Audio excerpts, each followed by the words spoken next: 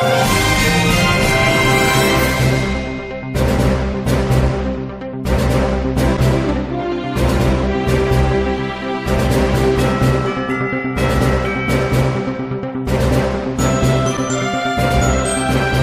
is SKN Newsline Month in Review. Join us now as we review the month of September 2017. I'm Andre Huey of SKNNewsline.com, and I'm here in the community of Old Road St. Kitts as they prepare for Hurricane Irma. Old Road is one of the most vulnerable communities in St. Kitts to natural disasters, especially hurricanes and sea surges. Reason? A lot of the communities are built on the coastline, the western coastline of St. Kitts. Houses are right by the seaside, and whenever there are sea surges, there's a lot of flooding. We're here to speak with some of the residents here, especially those living along the coastline, to find out if they have an alternative to staying here during Hurricane Irma, whether they'll be going offshore or whether they'll stay here, and what they'll do if they do remain. We're here in Old Road, St. Kitts, SK Newsline special coverage of Hurricane Irma. Alright, so I'm here with Mr. Llewellyn Williams. He's a resident in the community here, popularly known as Deuce. Yes. And how are things coming? How are you preparing for the storm? Well, everyone seems like they're set for it. Everyone is preparing, and we're looking forward for a hurricane, but we hope that it will turn a different direction with the speedy hand. Right. We can't take it at the same time. And especially for Old Road and people living in this area. Yes. A lot of flooding tends to happen because of sea surge. And it is expected that there's going to be a high wind coming in and a lot of water coming in. Right. How are people here coping? Because I know some people have evacuated, some are Yes, staying. some start already. Yeah, some started to evacuate already. Yes, definitely. What about you? Well, I live in on the project, community housing project, but I start setting up, trying the roof and everything, Right. make sure everything is okay. Okay. Well, I can't stop the work of the land. Yeah, well, exactly. Exactly. It's Mother Nature, you have to Yes. work with it. One thing I noticed when I came down here, it was very busy. And Old Road is not normally this busy unless there's a cruise ship in town. Well, it's busy because everybody looking at food stuff, getting flashlight, candles, preparing, Yeah. fully prepared. So stay safe. Yes. And we hope our All the best. Yes, thank you very Nice much. meeting you. Yes, nice talking to you.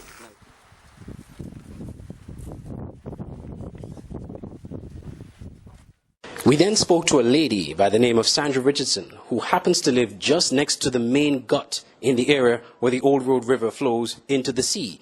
Right behind her home is the sea. She's in the process of evacuating from her home and saving whatever items she can save, anticipating that her house will be flooded. Plan to evacuate there for the time being? Yeah, I am staying here. When did you manage to get the most so far? What did you manage to get the most so far? Well, some beds. I make sure look some beds, some dishes and stuff to eat out, and some stuff. But just pictures and other fridge and so in this place. We didn't normally get bad weather like hurricane or storm. Here normally gets flooded, right? Yeah. Talk to us about that. How bad is it? Well, the last time the water went to the front of the house. It came from all the way from down From here. here. And the two, across the river and the sea, everything flattened off right behind here. So we're going to visit another resident in the area, and we just got reports that the last hurricane came. This building here, the storm surges were so high that the water came over the building and landed over. So obviously, if that happened with the last storm, major storm, and this one is more powerful, you could just imagine what could happen here when Irma strikes. We then spoke to another resident of the community whose father was recently moved further up from the house he was living in, which is close to the shoreline. He explains what tends to happen when a hurricane comes and how much they're bracing for Hurricane Irma. So, how do you find that people are taking this storm this time around? Well, normally you talk to older people. Well, honestly, a lot of people on the sea coast right now is taking it more seriously because the last one, people didn't really take it that serious, and most of who were living on the coastal side is could get damaged. So everybody is taking precaution right now. So some of them are going to like family home who live more on the project. Right. Who live on the project, right. Let's take for instance, there's some houses back over there. Some of the same ladies that we just passed from the money. They have some houses up on the project. Okay, so there's more about there. And nobody really go to the shelter for the time. Well, I won't have anybody going to the shelter because, I mean, when you come to Old Road, family always there for family, friends always there for friends. So the shelter can normally be the last option for anybody. As we leave Old Road, we spoke to an elderly resident in the area who said he will not be evacuating and that he's putting his trust in God to protect him. God and not man. I am putting my trust in God and not man concerning this hurricane. You're going to be in this location, or are you going to be moving? I'll be here, man. So we're along the Old Road, Bay Road. This road in particular is known for rockfalls during hurricanes and during heavy rains. So we're waiting to see what will happen. We just hope for the best for the people of Old Road and the entire St. Kitts and Nevis as we prepare for Hurricane Irma. Reporting for SKN Newsline from Old Road in St. Kitts, I'm Andre Huey for SKNNewsline.com. This is Andre Huey reporting for SKNNewsline.com. Hurricane Irma has passed, and I'm on the road right now. It's Wednesday morning. We're going to go to various communities to see what's happening in those communities and how people are faring after the storm. Okay, so we're now in the Bastille area, and the area of significance that got a lot of damage was Independence Square. The huge trees, the very old trees that have been in Independence Square, they have been, many of them have been uprooted from the roots, flat on the ground. That's the biggest damage we've seen so far in the Bastille area. Now we're here on the Bay Road. We're here in the Irishtown Bay Road area by the market. The sea surges here are huge, huge waves coming in from the sea. And of course, those persons who are driving along the Bay Road or even walking on the Bay Road, there are a few people out here on the Bay Road. They have to be extra careful because the water is splashing across, crashing onto the side of the road. Some of it is splashing onto the road, not a lot at the moment, but definitely the ferry terminal is intact. But those who are, there's absolutely no means for boats to be on the sea at this point in time. Sea bathers, it's just impossible. The water is very, very rough at this point in time here along the Bay Roads. Okay, now we're in the Irishtown area, in the Gardens community, and we've seen some trees. There's a willow tree on the side of the road just across from the Gardens apartments, and some of the limbs are blown down on a vehicle. And then there's some moringa trees just by the Gardens football stadium, just at the entrance, and those have been blown down totally. I mean, I think those trees are actually decimated at this point. So apart from those trees and the branches blown down, we haven't really seen any major damage or any major catastrophe here in the Irishtown Gardens community. We're now in the industrial site. We're just passing the TDC automotive area, and we noticed just their sign was blown down. Their Toyota sign, and the sign indicating the business is there, that's been blown down. We're now heading down east of the island. We're trying to get down to Keys. As we're entering into Keys, just by the Sky Academy there, just before you enter by Sky Academy, a light pole has been blown down. This is a utility pole with a street light on it. That's blown down. It's actually in a pool of water on the side of the road. So we drove past there, and that's so far the first thing we've seen of note in terms of damage. So we're coming out of the Keys area. We're going to actually check the other areas a little later today. But now it's raining, so we're going to head to safety. We'll continue to monitor what's going on, and we'll provide further updates later on throughout the day. Reporting on the aftermath of Hurricane Irma in St. Kitts, I'm Andre Huey for SKNNewsline.com.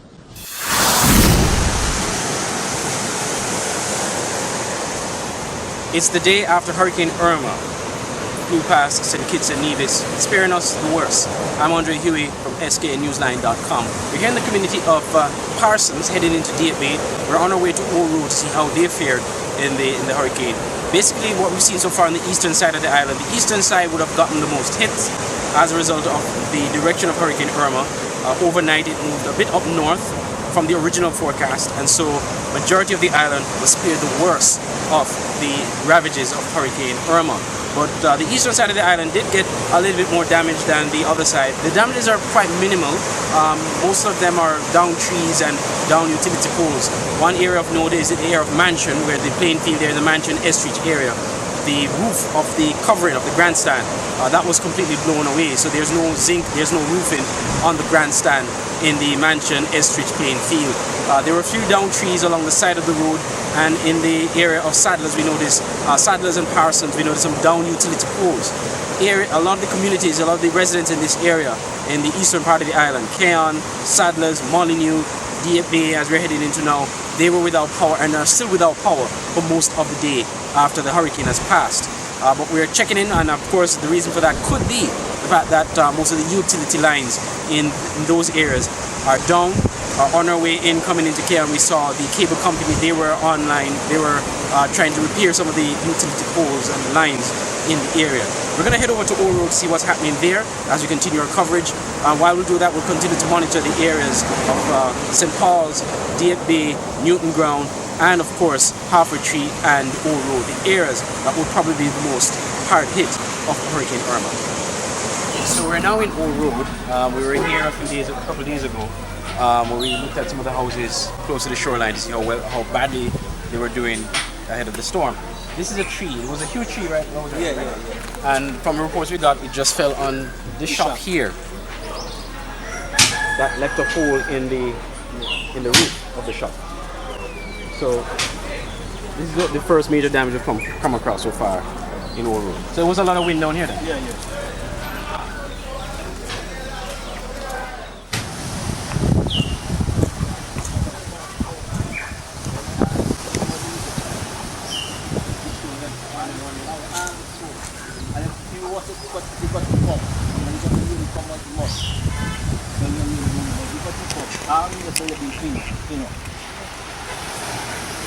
So we're here at the location. We were here 2 days ago, just before the hurricane. The lady for this house, this is her husband, and Sandra Richardson for this house. She spoke to us and talked about what normally happens here. Well, as you can see, the sea is still rough. It's actually rougher than when we came a couple of days ago. Being that the hurricane is still out at sea. These stones right here probably would have been all the way up here had the storm was a bit stronger. As you know, it took a different turn just before it hit St. Kitts. We still have some water in the gut here. This would have been coming from the river, right? Yeah. So there's still some water here, left here. Right. So this is what the sea would have brought up here. So far the people of Old Road have been spared the worst, because it could have been worse. What we've seen so far is just a tree, a big tree, a huge tree that was blown down. And this was a very powerful hurricane because a lot of the big trees around the country were actually blown off, were uprooted. Yeah. So we see some trees in the river right down here. Let's get a shot of that. So you're seeing there in the background some trees down, limbs in the gut, and the gut basically is the walkway for the river, the Old Road River, which will come down and meet the sea. So fortunately for Miss Richardson and family and the residents here in Old Road, the hurricane was not as strong as was forecast, and so even though the sea is there and raging and railing, it still hasn't come up, hasn't met with the river, and as a result of that, the people have not been flooded out, which is usually the case whenever there's heavy rain. But there's still another hurricane out at sea, Hurricane Jose, expected to reach here by weekend. So preparations will be the same. Yeah, we're moving on to the Okay. So right now no one is here? No. Okay. And most of this stuff you've managed to move away. Okay. Well, we wish you all the best. We hope it will probably do like Irma and not do us that bad.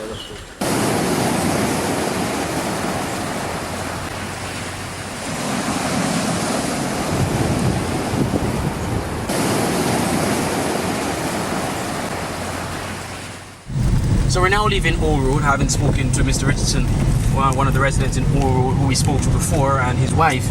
So far things are good in Old Road, apart from the tree that fell on the shop in the area that left a hole in the roof. Everyone is safe. There hasn't been any major damages reported from the Old Road area, as would normally be the case, because of course with Hurricane Irma taking a northward trend overnight, that prevented most of what could have been a catastrophic damage in the area. That prevented that. So we give God thanks for that. We're heading now back to the Bastia area. We are now monitoring Hurricane Jose to see what's going to happen there, whether he's going to be making direct landfall on St. Kitts, or will he be following the same path as Hurricane Irma did. We continue to monitor the situation there and provide you with reports. Reporting for SKN Newsline, or sknewsline.com, I'm Andre Huey. Stay tuned.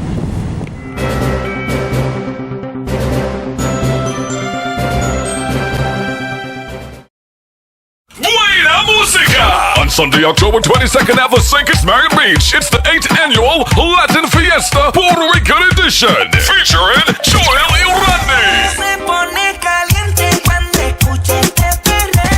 Pirulo y La Tribo.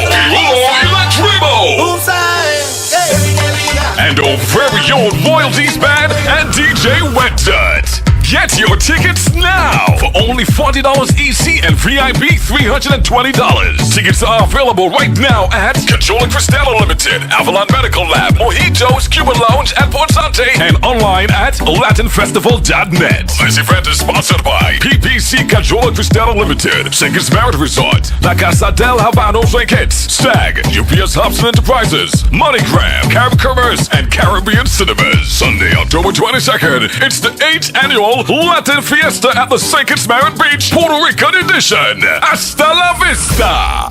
The director and staff of Mackie Hazen Memorial Funeral Home offers quality service and satisfaction guaranteed. Serving our clients with respect, dignity, and sensitivity, Mackie Hazen Memorial Funeral Home makes planning look so easy. With over 20 years experience in the funeral business, Mackie Hazen Memorial Funeral Home provides top quality service which is sure to give you, our valued customers, that guaranteed satisfaction. Visit us today at Church Street or call us At Nagico, the things that matter to you matter to us. Like knowing you're fully covered after an accident. The security of your home and everything in it that means so much to you.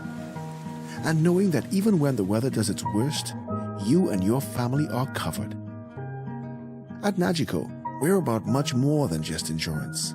We're about the big things and the small things that mean everything. St. Kitts neighbors, get ready for the first time to the shores of the Federation. William McDowell is coming. Come on, let's sing it together.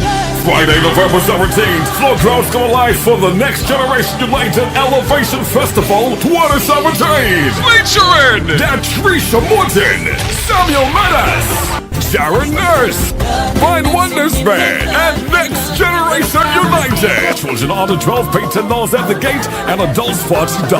Get your tickets right now. Elevation Festival 2017.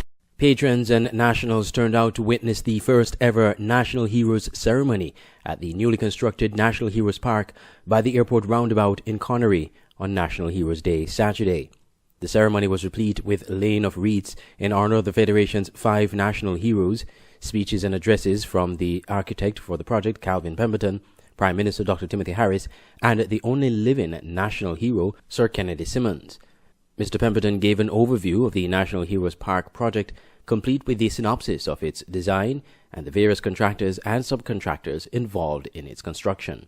Builders used on the project included Chris Maynard out of Connery, Ronald Warner from Mansion, Lester Nisbet from Connery, Ricky Lewis from Connery, Nigel Roach, St. Johnson Village, who did the tiling and the paving, Kenny Brown, Molyneux. The heavy equipment operated used, the Percy Trucking Services out of Phillips's, Elco Limited, Canada Industrial Estate, Sonny's Trucking out of Connery Village, Dave Esdale from Canada Industrial Estate, Bright Trucking and Backhoe Services from Tabernacle, Rock and Dirt out of Connery. The construction of the National Heroes Park was announced last year Heroes Day, and ground broke for its construction. Since then, work had begun on the facility with an increased pace over the last few months. It is funded in part by the government of St. Kitts and Nevis and the Republic of China on Taiwan. The latter donated $2 million towards the project. Prime Minister Dr. Timothy Harris lauded the importance of the new facility and the significance of honoring the nation's heroes. National heroes, therefore, are lights that illuminate the pathway to the darkness. They help to shape and develop a thriving and stable nation in which everyone can feel cared for, nurtured, protected, and fulfilled. Young people, you are waiting in the wings, and the stage is now yours to come forward and play your part in nation building. Meanwhile, the only living national hero, Sir Kennedy Simmons, addressed the gathering. The nation's first Prime Minister directed his speech to the young people of the country, urging them to aspire for greatness despite their humble beginnings. You achieve that success. Remember to build a better life for your parents and guardians who sacrifice much and deprive themselves so that you can make it. Learning in school, striving to be the best you can be, is the foundation on which you can build the rest of your life. Now I am going to give you, all of you, here and in TV and radio land, some advice. I know some people don't like to take advice, but I'll give it anyway, because it is personal. It is how I lived it. 1, every day, pay careful attention to the teacher in class and try to understand what you are being taught. Family members of some of the nation's heroes were invited to lay wreaths, including relatives of Sir C.A. Paul Southwell and the grandchildren of Sir Robert Bradshaw. Premier of Nevis and Senior Minister in the federal government, Vance Amory, Prime Minister Harris, Governor General Sir Tapley Seaton, Commander of the St. Kitts Nevis Defence Force, Colonel Patrick Wallace, and Commissioner of Police Ian Quealy also laid wreaths. The ceremony was also attended by members of the diplomatic corps. On National Heroes Day, the custom is to lay wreaths at the monument of the nation's first national hero and first Premier, Robert L. Bradshaw, which is located in St. Paul's. The Team Unity administration held the last 2 ceremonies there, but made the decision this year to host the ceremony for the first time at the National Heroes Park, which is still under construction. SKN Newsline did not see the opposition leader, Dr. Denzel Douglas, or a representative of his party, the St. Kitts Nevis Labour Party, at Saturday's function, and the government had not indicated publicly if they were invited. The opposition had sent a press release earlier in the week to say that it would host its own wreath-laying ceremony at Bradshaw's monument in St. Paul's later in the afternoon. Andre Huey, SKN Newsline. I'm here in the New Guinea area, the day after Hurricane Maria would have passed the St. Kitts Nevis area. As you can see, the sea is quite rough. There's quite some damage down here in the New Guinea area. We're going to go down the road there just a bit at Reggie's Boatyard, the marina, the Telka Marina, which is there for yachts and boats. They've gotten a lot of sea surge, a lot of landfall. Let's just walk down here in the meantime. A lot of sand and rocks would have come over on the marina itself. There are a lot of people down here looking on, see what's happening. As we speak, rain is coming at speed, and as you can see, the sea is quite rough, as Hurricane Maria would still be out at sea. So we're going to take a look at the damages down here, and then we'll go further down to the Old Road Halfway Tree area.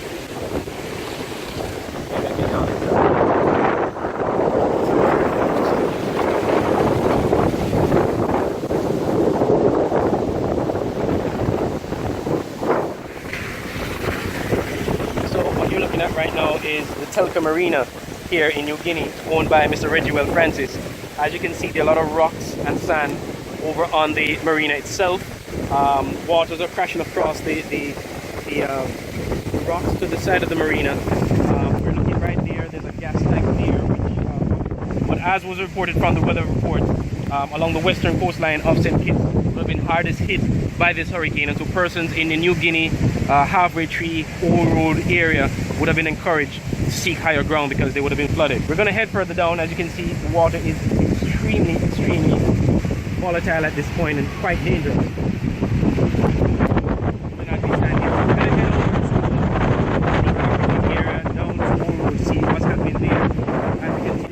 In the community of Old Road, we're right at the entrance here. Now, you know, this community is one of the most vulnerable communities when it comes to natural disasters and hurricanes. When the advisory was first issued about Hurricane Maria, this area here in Old Road and along the whole western coastline of St. Kitts, people were warned to move away from the coastline and to go to safety either at a hurricane shelter or with family members. As you can see, the water here is very volatile. The sea is very volatile here in the Old Road area. Just further up the road, which you will see images of earlier, the water is coming all the way over on the main road itself.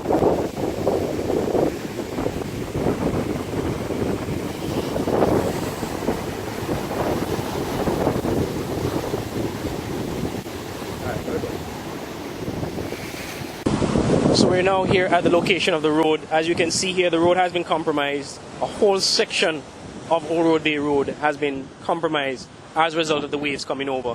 What we heard from the resident there earlier, Mr. Lal, the water comes over and constantly hitting against the side of the road and hitting on the road itself, and eventually the road has been compromised. As you look further up the road, there's an even bigger section that has been compromised. We're going to go up there and take a look. So here we are at the other section of the Old Road Bay Road, and as you can see here again, further compromise of the road all the way up from there, coming to the middle section. And even as we speak, the waves continue to crash against the road and crash against the side of the road and come onto the road itself. Now, just further down as we came up, we were told that the boulders, and we noticed that when we were here the last time before Hurricane Irma, there were some boulders at the side just on the seashore. Those have been removed, and we noticed some big stones over here. So it could also have been that the water would have pushed some of the boulders onto the road itself. So as you see here, the top layer of the road itself has been broken up and pulled apart. That's a combination of the sea on one side, and then you have boulders falling from the hills just to my right, coming into Old Road, that would have also fallen on the road. So it's a double whammy basically for the people of Old Road here. This road is virtually impassable, which means all vehicular traffic coming from the Bastia area will not be able to enter Old Road. They would have to drive to the east of the island. Now it also tells you the direction in which Hurricane Maria would have passed. Now Hurricane Maria would have affected people along the western coastline more than anywhere else in the country. Western as well as southern. So the Southeast Peninsula, Frigate Bay area, we're not there yet. We're going to head over there in a few. But those areas would have been...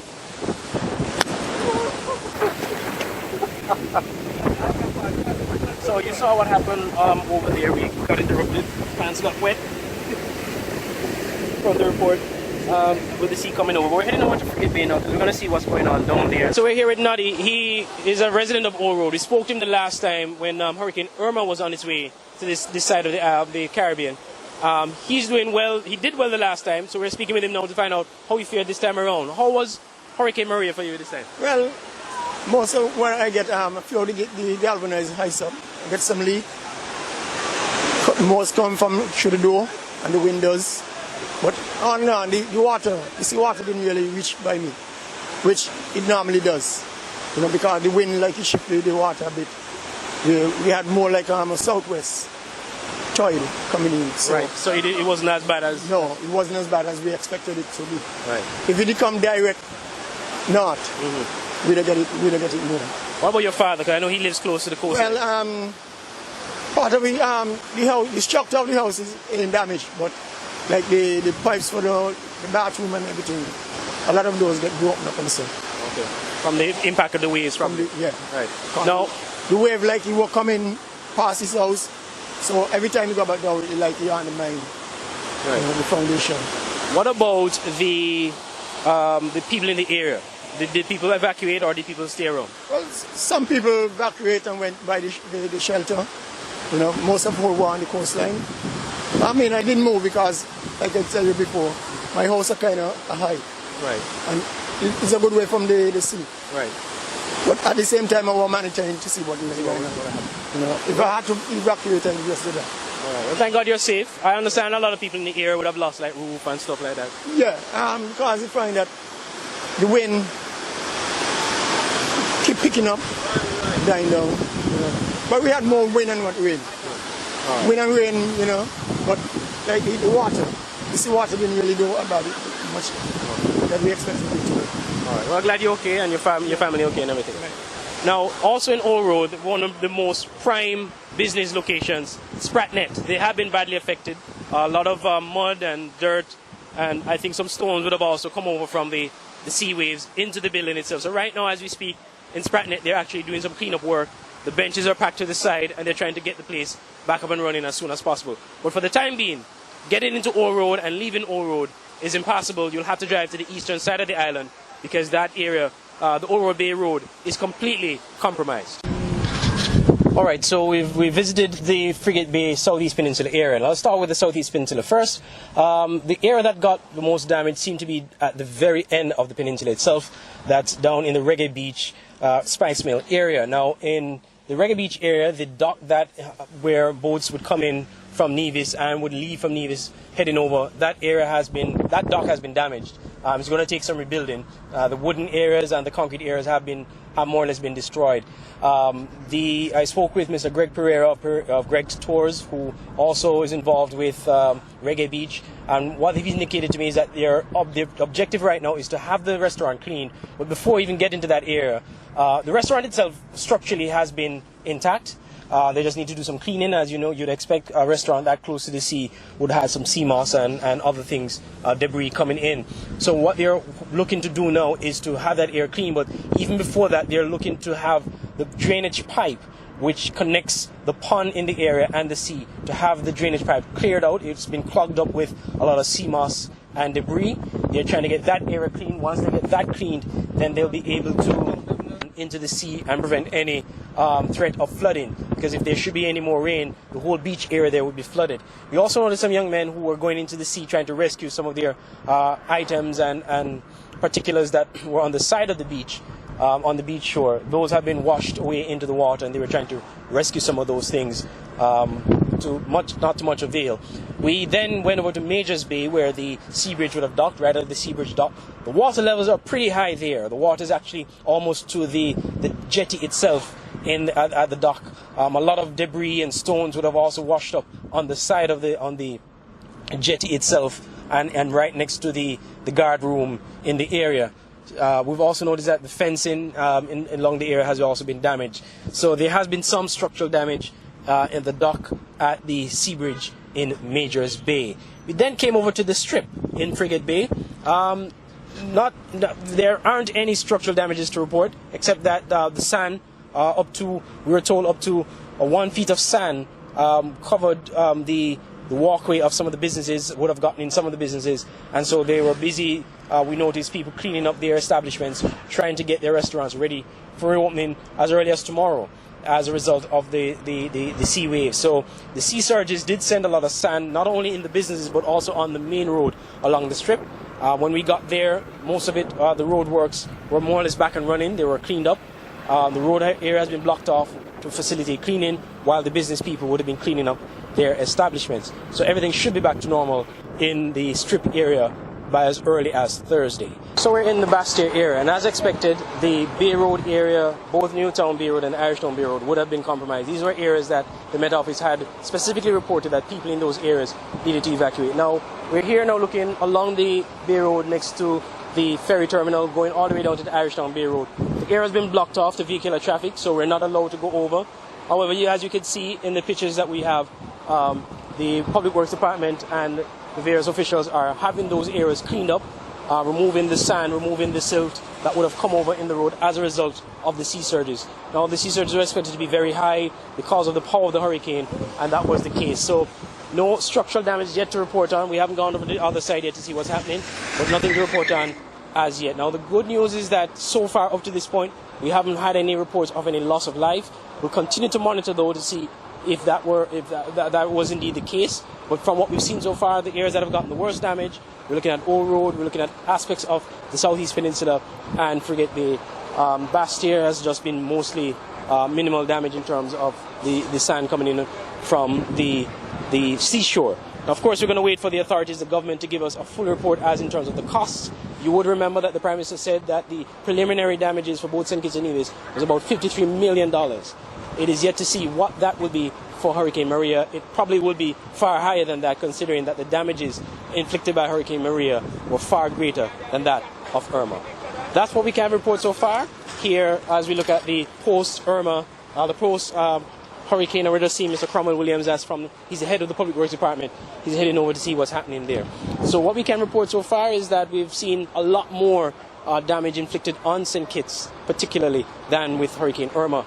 We'll continue to monitor the situation and give you follow-up updates. Reporting for SK Newsline at sknewsline.com, I'm Andre Huey.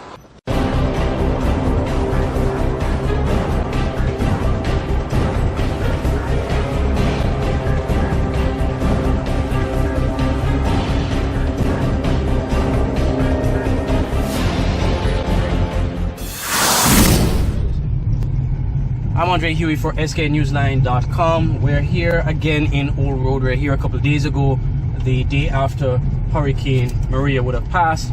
Well, what we can report is that the government had announced, the Public Works Department had announced late last night that the road would have been open by Friday at 6 a.m. The Police Traffic Department also announced made a similar announcement.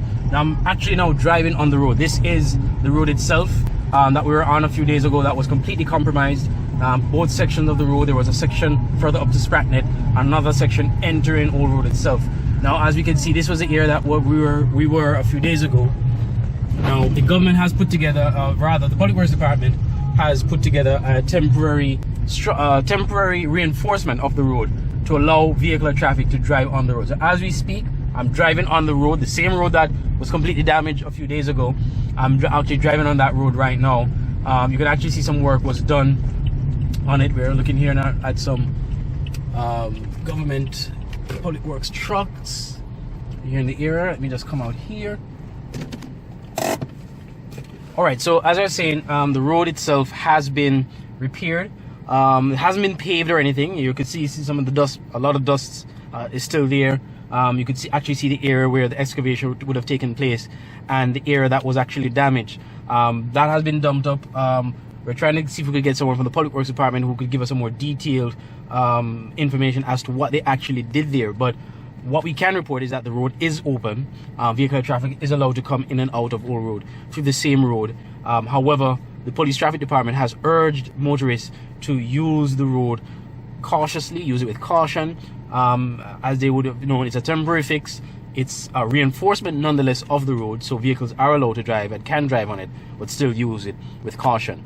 This may come as welcome news as well to residents in the Old Road Halfway Tree area, going all the way down to Sandy Point, for the simple reason that for buses, public buses, I'm just seeing a public bus here now, that's a passenger bus, they're now using that road.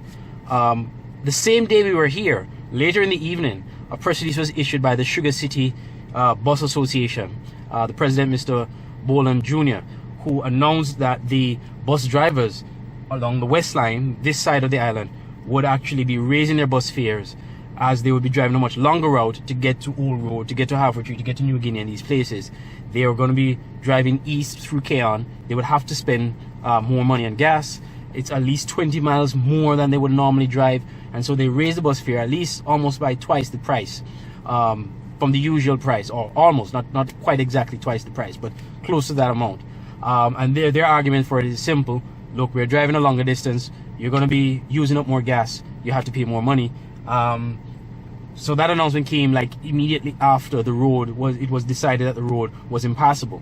A day later, the government has now announced the road is open, it is available for use. So the buses are now driving this area. So indeed, the people in this area are quite welcome of this news, because it means they won't have to now pay twice the amount they would normally pay using the public bus transportation system.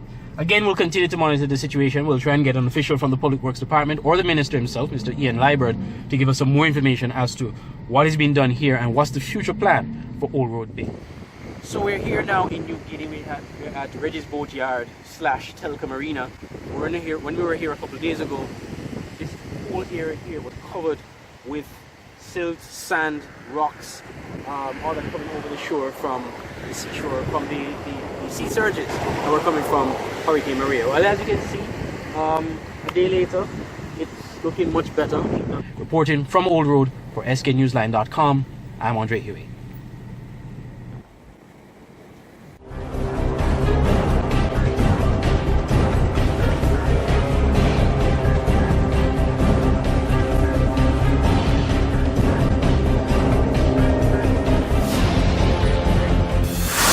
St. Kitts and Nevis will donate $1 million to the nation of Dominica as part of the relief efforts in the aftermath of Hurricane Maria. Prime Minister Dr. Timothy Harris, in a national address on Saturday night, said that Cabinet approved this donation on Friday, notwithstanding the Federation's financial constraints and the preliminary costs to damages St. Kitts and Nevis would have sustained from both Hurricanes Maria and Irma.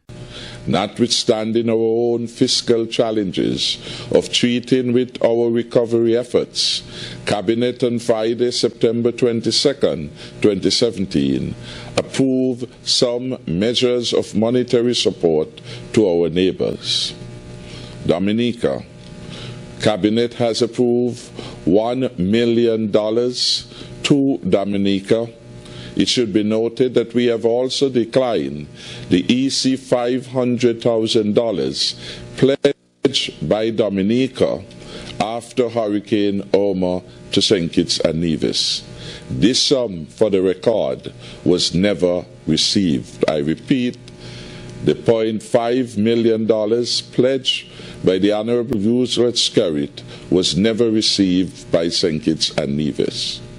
The Prime Minister said the Cabinet has reached out to the Prime Minister of Dominica to offer additional assistance. We have offered the use of the RLB International Airport as a staging platform for relief efforts into Dominica in the wake of Hurricane Maria. In addition to this, all 4 hospitals on St. Kitts and Nevis will be made available should the need for health services be required. Places will also be made available to accommodate displaced students in Dominica who are registered for upcoming CXC exams. Meanwhile, Dr. Harris also announced monetary relief support for other islands affected by Hurricane Irma, where nationals of St. Kitts and Nevis also reside, namely the British Virgin Islands, Antigua, Anguilla, and St. Martin. To the British Virgin Islands, we have approved an amount of $500,000 of support. To Anguilla, $400,000. To Antigua, $400,000. And to St. Martin, $200,000. Dominica was one of the hardest hit islands by Hurricane Maria. 15 have been confirmed dead in Dominica, and according to Prime Minister Roosevelt Skerritt, over 90% of the buildings have been destroyed. Speaking at the United Nations General Assembly on Friday, Prime Minister Skerritt laid the blame of the catastrophic hurricanes witnessed this hurricane season to climate change and appealed to the international community to play their role in mitigating the effects of climate change on small islands developing states like Dominica. I'm Henika Watkins Porter for SKN Newsline.